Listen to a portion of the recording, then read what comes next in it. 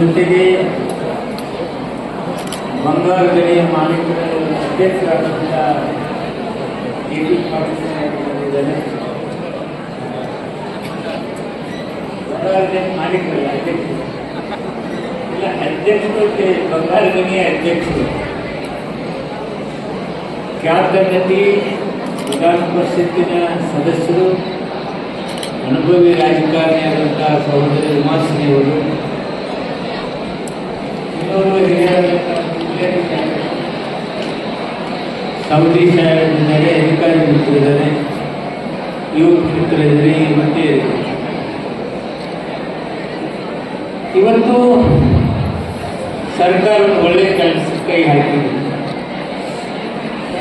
ನೀವು ಮಾತಾಡೋದು, ನಿಮ್ಮ ಗಲಾಟೆ, ನಿಮ್ಮದೇನ ನಡ್ಕೊಳ್ಳೋದು ನೋಡಿದ್ರೆ ನಾವು ಹೆಂಗೆ ಮಾಡಿ ನೋಡ್ಕೊಂಡು ತಗೋತೀವಿ ಅಂತೇಳಿ ಬಂದಿರಂತ ಅನಿಸ್ತದೆ. ದಯವಿಟ್ಟು ಶಾಂತತೆ ಕಾಪಾಡಬೇಕು. ಇವತ್ತಿಗೆ ಬಂದು ನೌಕರಿ ತಗೋತೀವಿ ಅನ್ನೋಕ್ಕಿಂತ ನಿಮ್ಮ ಓದೋದ್ರಲ್ಲಿ ಮೊದಲೇನಾದರೂ ನೀವು ಚೆನ್ನಾಗಿ ಓದಿಕೊಂಡ್ರೆ ಉದ್ಯೋಗ ತಾನಾಗೇ ಸಿಗುತ್ತೆ. ನೋಡಿ, ಸರ್ಕಾರ 50ಕ್ಕೂ ಹೆಚ್ಚು ಮಿಗಿಲಾದಂಥ ಕಂಪನಿಗಳಲ್ಲಿ ಕಲಿಸಿದೆ. ಅದು ಸದುಪಯೋಗ ಆಗಬೇಕಾದ್ರೆ ನೀವೆಲ್ಲೋ ಹೋಗಬೇಕು, ನಮ್ಮಂಥವ್ರು ಚೀಟಿ ತಗೊಂಡು ಯಾವುದೋ ಕಂಪ್ನಿ ಭೇಟಿ ಆಗಬೇಕು, ಅವ್ರು ಒಳಗೆ ಕರೀಲಿಲ್ಲ, ಹೊರಗೆ ಕರೀಲಿಲ್ಲ ಅಂತಕ್ಕಂಥ ಆತಂಕಗಳನ್ನ ಎಷ್ಟೋ ಹೋಗಿರುತ್ತೆ ನೋಡೋದು. ಇವತ್ತು ನಾವು ಅವ್ರಿಗೆ ಇಲ್ಲಿ ಕರೆದು ನಿಮ್ಗೆ ಯಾರ್ಯಾರು ಬೇಕು ಚೂಸ್ ಮಾಡ್ಕೊಳ್ಳಿ ಅನ್ನೋದು ಒಂದು ಕಡೆ ಆದರೆ, ಇನ್ನೊಂದು ಕಡೆ ಯಾರು ನಮ್ಗೆ ಇಲ್ಲೇ ಕಂಪ್ನಿಯವರೇ ಬಂದ ನಮ್ಗೆ ಉದ್ಯೋಗ ಕೊಡ್ತಾರಲ್ಲ ಅಂತಕ್ಕಂಥದ್ದನ್ನ ನೀವು ಸದುಪಯೋಗ ಪಡಿಸ್ಕೊಳ್ತಕ್ಕಂಥ ಕೆಲಸ ನಿಮ್ದಾಗಬೇಕು. ಈ ನಾಡು ಬಸವಣ್ಣನ ನಾಡಿದೆ. ಬಸವ ನಾಡಿನಲ್ಲಿ ಕಾಯಕವೇ ಕೈಲಾಸ ಅಂತಕ್ಕಂಥದ್ದನ್ನು ಆವತ್ತೇ ಬಿತ್ತೋಗಿದ್ದಾರೆ ಹಲ್ಲಾಣಿ ಶತಮಾನದಲ್ಲೇ ಬಸವ.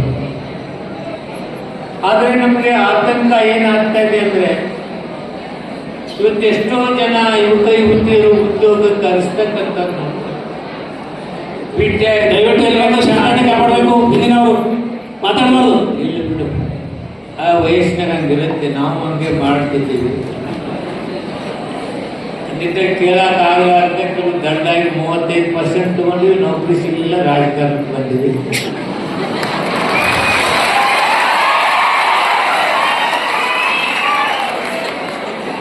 ಆದರೆ ಎಲ್ಲರಿಗೂ ರಾಜಕಾರಣಕ್ಕೆ ಬರೋಕ್ಕಾಗೋದಿಲ್ಲ.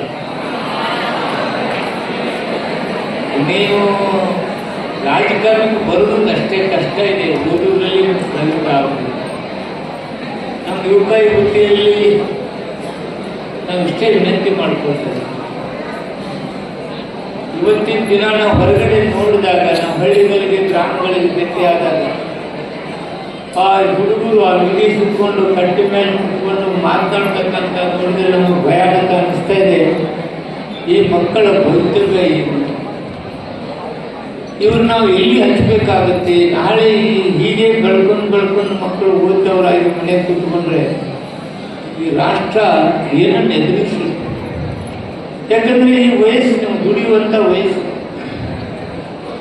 ಈ ದುಡಿಯುವ ವಯಸ್ಸನ್ನು ಸದುಪಯೋಗ ಪಡಿಸ್ಕೊಳ್ಳಿಕ್ಕೆ ಈ ದೇಶದಲ್ಲಿ ಆಗದೆ ಇದ್ರೆ ಎಂಥ ನಿಷ್ಕ್ರಿಯ ಸರ್ಕಾರಗಳು ಅಂತೇಳಿ ಹಂಚ್ಕೊಳ್ಳಿಕ್ಕೆ ನಮ್ಮ ಸಾಧ್ಯತೆಗಳಾಗ್ತದೆ.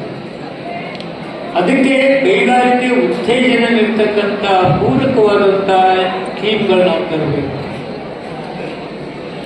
ನಮ್ಮ ಮುಖ್ಯಮಂತ್ರಿಗಳು ಇದನ್ನು ಗಮನದಲ್ಲಿಟ್ಕೊಂಡು ಓದಿದ ತಕ್ಷಣ ಹೊರಗೆ ಬಂದ ತಕ್ಷಣ ಅವರ ಆತಂಕ ಇರುತ್ತೆ, ನೌಕರಿ ಸಿಗೋದಿಲ್ಲ. ಮನೇಲಿ ಒಂದು ಕಡೆ ನಿನ್ನೆ ಇಷ್ಟೆಲ್ಲ ಓದಿಸಿದ್ದೀನಿ, ನೀ ಏನಪ್ಪ ಮಾಡಿದ್ದಿ, ಮತ್ತೆ ಮನ್ಯಾಗ ಅಡ್ಡಾಡಿಲ್ಲ ಅಂತೇಳಿ ತಾಯಿ ತಂದೆಗಳು ಏನಾರ ಅಂದಾರಲ್ಲ ಅಂತಕ್ಕಂಥ ಆತಂಕ ಒಂದು ಕಡೆ. ಇನ್ನೊಂದು ಕಡೆ ನನ್ನ ಭೌತವ್ಯ ಏನು? ಮುಂದೆ ಎಲ್ಲಿ ನೌಕರಿ ಸಿಗಲಿಲ್ಲ, ನನ್ನ ಭೌತವ್ಯ ಏನು? ನಾನು ಏನು ಮಾಡಬಲ್ಲೆ ಅಂತಕ್ಕಂಥ ಆತಂಕ ಆಗಬಾರ್ದು ಅನ್ನೋ ದೃಷ್ಟಿ ಇಟ್ಕೊಂಡು ಪದವೀಧರಿಗೆ 3,000 ಟೆಕ್ನಿಕಲ್ ITI ಮತ್ತೊಂದು ಡಿಪ್ಲೊಮಾ ಓದೋರಿಗೆ 15 ತಿಂಗಳ 2 ವರ್ಷ ಕೊಟ್ಟರೆ 2 ವರ್ಷದಲ್ಲಿ ಎಲ್ಲರೂ ನೌಕರಿ ಹಿಡ್ಕೊಳ್ಳಿ, ಅವ್ರ ಮಾನಸಿಕವಾಗಿ ನೆಮ್ಮದಿ ಇರಲಿ ಅಂತೇಳಿ ನಮ್ಮ ಮುಖ್ಯಮಂತ್ರಿಗಳಿಂದ ಸ್ಕೀಮನ್ನು ಇವರಿಗೆ ಅಂತಂದು ಕೊಟ್ಟದ ಕಾರಣ ಯುವಕರು ಇನ್ನೊಬ್ಬರ ಕೀಟಲಿ ಮನೆಯವರ ಭಾವನೆಗಳಿಗೆ ಧಕ್ಕೆ ಬರಲಾದ ರೀತಿಯಲ್ಲಿ ಮಕ್ಕಳು ಇರಲಿ ಅಂತಕ್ಕಂಥ ಉದ್ದೇಶದಿಂದ ಆ ಯುವನಿಧಿ ಕಾರ್ಯಕ್ರಮಗಳು ಮುಖ್ಯಮಂತ್ರಿಗಳು ತಂದಿದ್ದಾರೆ.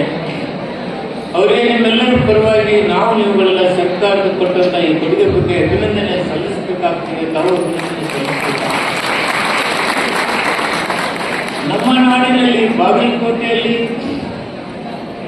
ಅಲ್ಲಿ ಇಲ್ಲಿ ಒಂದು ನಮಗೆ ಖನಿಜ ಸಂಪತ್ತಿದೆ. ಆದ್ರಿಂದ ಒಂದೇ ಸಿಮೆಂಟ್ ಇಂಡಸ್ಟ್ರಿ ಬಾಗಲಕೋಟೆಯಲ್ಲಿದ್ದು ಅದು ಬಂದಾಗಿತ್ತು. ಇವತ್ತು ಇದು ನಮ್ದೇನು ಶುಗರ್ ಫ್ಯಾಕ್ಟ್ರಿಗಳಿದ್ದಾವೆ, ಅಲ್ಲಿನೂ ದುಡಿತಕ್ಕಂಥ ಯುವಕರು ಯುವಕರಿದ್ದಾರೆ. ನನಗೆ ನೋವು ಅನಿಸ್ತದೆ. ನಂದು MTech ಆಗಿದೆ.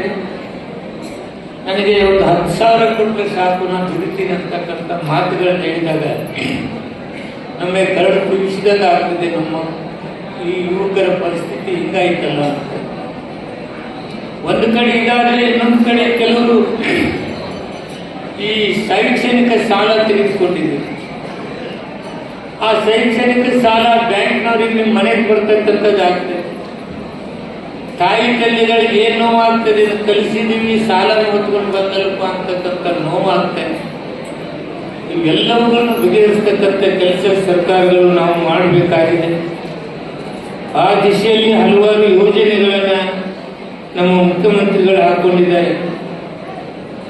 ಕೌಶಲ್ಯ ಕರ್ನಾಟಕ ಅಂತಕ್ಕಂಥ ಕಾರ್ಯಕ್ರಮದ ಜೊತೆಗೆ ಸ್ಕಿಲ್ ಜಾಬ್ ಏನಿದೆ ಅದನ್ನು ಸರಿ ಮಾಡಿಕೊಳ್ಳಿಕ್ಕೆ ನನ್ನ ಎಲ್ಲಿ ಓದಲಿಕ್ಕೆ ಹೇಳ್ತಿದ್ದೆ. ನಾನು MA ಓದಿದ್ದೀನಿ, ನಾನು PUC ಓದಿದ್ದೀನಿ, ನನಗೆ ನೌಕರಿ ಕೊಡಿ ಅಂತಕ್ಕಂಥ ಮಾತನ್ನು ಕೇಳಿದಾಗ ನಿಮ್ದು ಏನಪ್ಪ ಸ್ಕಿಲ್ ಇದೆ ಇಂಡಸ್ಟ್ರಿಯಲ್ ಮಾಡಲಿಕ್ಕೆ, ನಿಮ್ಗೆ ಏನು ಬರುತ್ತೆ? ನನಗೆ ಏನಿಲ್ಲ ರೀ, ನಾನು ಡಿಗ್ರಿ ಓದಿದ್ದೀನಿ ನೋಡ್ರಿ ಅಂತಕ್ಕಂಥ ಮಾತುಗಳನ್ನ ಕೇಳ್ತಿದ್ದೀನಿ.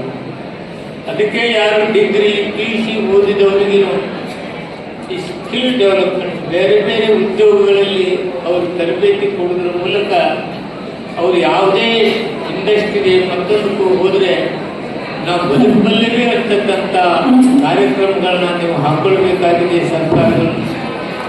ಇದ್ರ ಜೊತೆಗೆ ಹಿರಿಯರಾದಂಥ ಯತ್ವಾಲ್ ಮೇಟಿ ಸಾಹೇಬ್ ಬಂದಿದ್ದಾರೆ. ನಿಮ್ಮೆಲ್ಲರ ಪರವಾಗಿ ನಾನು ಅವರಿಗೆ ಸ್ವಾಗತವನ್ನು ಮಾಡ್ತಾ ಇದ್ದೀನಿ. ಮೇಟಿ ಸಾಹೇಬರಿಗೆ ಸ್ವಾಗತ ಜೊತೆಗೆ ಪುಸ್ತಕ ಕೊಡುವುದರ ಮೂಲಕ ಅವ್ರು ನಾವು ಸ್ವಾಗತ ಮಾಡಬೇಕಂತ ಕೆಲಸ ನಾವು ಮಾಡ್ತಾ ಇದ್ದೀವಿ. ಹೀಗೆ ತಮ್ಮ ಬದುಕು ಉತ್ತಮ ಆಗಲಿ, ಉತ್ತಮ ರೀತಿಯಲ್ಲಿ ಈ ನೌಕರಿಯನ್ನು ಸದುಪಯೋಗ ಮಾಡಿಕೊಳ್ಳಿ. ಇವತ್ತು ಕಂಪನಿಗಳು ಇವತ್ತು ಬಂದಿದ್ದಾರೆ, ನಿಮ್ಮ ಜಾಣ್ಮೆಯನ್ನು ಪ್ರದರ್ಶಿಸಿ ನೀವು ಇಲ್ಲಿ ಒಂದು ನೌಕರಿಗಳನ್ನು ತೆಗೆದುಕೊಳ್ತಕ್ಕಂಥ ಕೆಲಸದಿಂದಾಗಲಿ. ಬರೀ ನೌಕರಿ ತೆಗೆದುಕೊಂಡು ಹಾಗೆ ಕೂತ್ಕೋಬೇಡಿ, ಮತ್ತೆ ಅದ್ರ ಜೊತೆಗೆ ನಿಮ್ಮ ಪರಿಶ್ರಮದಿಂದ ಓದಿ ಇನ್ನೂ ಹೆಚ್ಚಿನ ಸ್ಥಾನವನ್ನು ಮಾಡಲಿಕ್ಕೆ ತಾವು ಪ್ರಯತ್ನ ಮಾಡಿ ಹಾಗೆ ಅಂತಕ್ಕಂಥದ್ದು ಹೇಳಿ ನಾನಿವತ್ತು ನಿರೀಕ್ಷೆ ಮಾಡ್ತಿದ್ದೀನಿ. ಕೇಂದ್ರ ಸರ್ಕಾರದ ಇವತ್ತು ಬಜೆಟ್ ಇದೆ. ನಿರುದ್ಯೋಗ ಸಮಸ್ಯೆಗೆ ಎಲ್ಲೋ ಒಂದು ಕಡೆ ಪರಿಹಾರ ನೀಡ್ತಾರೆ ಅಂತಕ್ಕಂಥ ಆಶಾಭಾವನೆಯಿಂದ ನಾವು ಕಾದು ನೋಡ್ತಾ ಇದ್ದೀವಿ. ಬಜೆಟ್ನಲ್ಲಿ ಉದ್ಯೋಗ ಪೂರಕವಾದಂಥ, ಇಂಡಸ್ಟ್ರಿಗೆ ಪೂರಕವಾದಂಥ, ಕೌಶಲ್ಯ ಮಕ್ಕಳಿಗೆ ಕೊಡ್ತಕ್ಕಂಥ ಹಲವಾರು ಕಾರ್ಯಕ್ರಮಗಳು ಬರ್ತವೆ ಅಂತಕ್ಕಂಥ ಆಶಾಭಾವನೆ ಇದೆ. ಮೋದಿ ಸಾಹೇಬರು ಭಾಳ ಯುವತಿಯರು ಆ ನಿರೀಕ್ಷೆಯನ್ನು ಇಟ್ಕೊಂಡಿದ್ದ ಜೊತೆಗೆ ನಾವು ನಿರೀಕ್ಷೆ ಇಟ್ಕೊಂಡಿದ್ದೀವಿ. ಏನು ಬಜೆಟ್ ಬಂದಾಗ ಖುಷಿ ಆಗೋಣ, ಒಳ್ಳೇದು ಬಂದರೆ ಯುವಕ ಯುವತಿಯರಿಗೆ ಉದ್ಯೋಗ ಸೃಷ್ಟಿಸಲಿಕ್ಕೆ ಒಂದು ಒಳ್ಳೆಯ ಬಜೆಟ್ ಬಂದರೆ ನಾವು ಖುಷಿ ಪಡೋಣ ಅಂತಕ್ಕಂಥದ್ದನ್ನು ಹೇಳಿ, ವಿಶೇಷವಾಗಿ 50 ಕಂಪನಿಗಳು ಬಾಗಲಕೋಟೆಯವರಿಗೆ ಬಂದಿದ್ದಾರಲ್ಲ, ಅವರಿಗೆ ನಾನು ಅಭಿನಂದನೆಯನ್ನು ಹೇಳಬೇಕಾಗ್ತದೆ. ವಿಶೇಷವಾದ ಅಭಿನಂದನೆ. ನಾನು ಅವ್ರಿಗೊಂದು ವಿಚಾರವನ್ನು ಹೇಳಲಿಕ್ಕೆ ಇಷ್ಟಪಡ್ತಾ ಇದ್ದೀನಿ. ಗ್ರಾಮೀಣ ಮಕ್ಕಳು ಆ ಅಂಕಿ ಸಂಖ್ಯೆಯಲ್ಲಿ ಏನಾದರೂ ಕಡಿಮೆ ಬಂದಿರ್ಬೋದು, ಆದರೆ ದುಡಿಮೆಯಲ್ಲಿ, ಉದ್ಯೋಗದ ಆಸಕ್ತಿಯಲ್ಲಿ ಅವರು ಕಲಿತಕ್ಕಂಥದ್ದು ನೀವೇನಾದರೂ ಅವಕಾಶ ಕೊಟ್ಟರೆ ಏನು ನೀವು ಅಂಕಿ ಸಂಖ್ಯೆಯಲ್ಲಿ 100 ತಗೊಂಡೋದಕ್ಕಿಂತ 35-40 ತೆಗೆದುಕೊಂಡವರು. ಅದಕ್ಕಿಂತ ಚಾಕಚಕ್ಯತೆಯನ್ನು ಮಾಡ್ತಕ್ಕಂಥ ಕಲೆ ನಮ್ಮ ಜಿಲ್ಲೆಯ ಯುವಕ ಯುವತಿಯಲ್ಲಿ ಇದೆ. ಅದನ್ನು ತಾವು ಉಪಯೋಗ ಮಾಡ್ಕೊಳ್ಬೇಕು ಅಂತಕ್ಕಂಥದ್ದು. ಬರೀ ಅಂಕಿ ಸಂಖ್ಯೆಯನ್ನು ನೋಡಿ ಸೆಲೆಕ್ಷನ್ ಮಾಡೋದಕ್ಕಿಂತಲೂ ಅವ್ರ ಜಾಣ್ಮೆ ಹಾಗೂ ಅವರಲ್ಲಿರ್ತಕ್ಕಂಥ ಆಸಕ್ತಿ ಇವುಗಳಿಗೆ ನೀವು ಹೆಚ್ಚು ಗಮನ ಕೊಟ್ಟರೆ ಇನ್ನೂ ಉತ್ತಮ ಆಗ್ತದೆ ಅಂತಕ್ಕಂಥದ್ದು ನಾನು ಎಷ್ಟೋ ಇಂಡಸ್ಟ್ರಿಗಳಲ್ಲಿ ನೋಡಿದ್ದೇನೆ. SLC ಫೇಲ್ ಆದವರು 7-8 ಜನ ಬಿಟೆಕ್ ಆದ ಇಂಜಿನಿಯರ್ ಇಟ್ಕೊಂಡು ಇಲ್ಲೇ ಪಾಸ್ ಆಗ್ತಿದೆ, ಇಲ್ಲೇ ಸರಿ ಹೋಗ್ತಿದೆ ಅಂತಕ್ಕಂಥದ್ದನ್ನ ಹೇಳ್ತಕ್ಕಂಥವ್ರು ನಾವು ನೋಡಿದ್ದು ಪ್ರಾಕ್ಟಿಕಲ್ ನಾಲೆಜ್ ಪಡ್ಕೊಂಡಂಥದ್ದು. ಆದ್ದರಿಂದ ನಮಗೆ ತಮ್ಮಲ್ಲಿ ವಿನಂತಿ ಇಷ್ಟೇ, ನೀವು ನಮ್ಮ ಭಾಗದ ಗ್ರಾಮೀಣ ಭಾಗದ ಯುವಕ ಯುವಕರಿಗೆ ಸಪೋರ್ಟ್ ಮಾಡಿದರೆ ನಿಮ್ಮ ಇಂಡಸ್ಟ್ರಿ ಇನ್ನೂ ಪೂರಕವಾದ ಕೆಲಸ ಮಾಡಲಿಕ್ಕೆ ನಮ್ಮ ಯುವಕ ಯುವಕರಿಂದ ಸಾಧ್ಯ ಇದೆ. ಅವರು ನಂಬಿಗಸ್ತರಾಗಿ ನಿಮ್ಮ ಜೊತೆ ಕೆಲಸ ಮಾಡ್ತಾರೆ ಅಂತಕ್ಕಂಥದ್ದನ್ನು ಹೇಳಿ ಈ ಭಾಗದ ಯುವಕ ಯುವಕರಿಗೆ ತಾವು ಅವಕಾಶ ಕಲ್ಪಿಸಿಕೊಳ್ಳಲಿಕ್ಕೆ ಇಲ್ಲಿವರೆಗೆ ಬಂದಿದ್ದಕ್ಕೆ ನಿಮಗೆಲ್ಲರಿಗೂ ನಾನು ವಿಶೇಷವಾದ ಅಭಿನಂದನೆ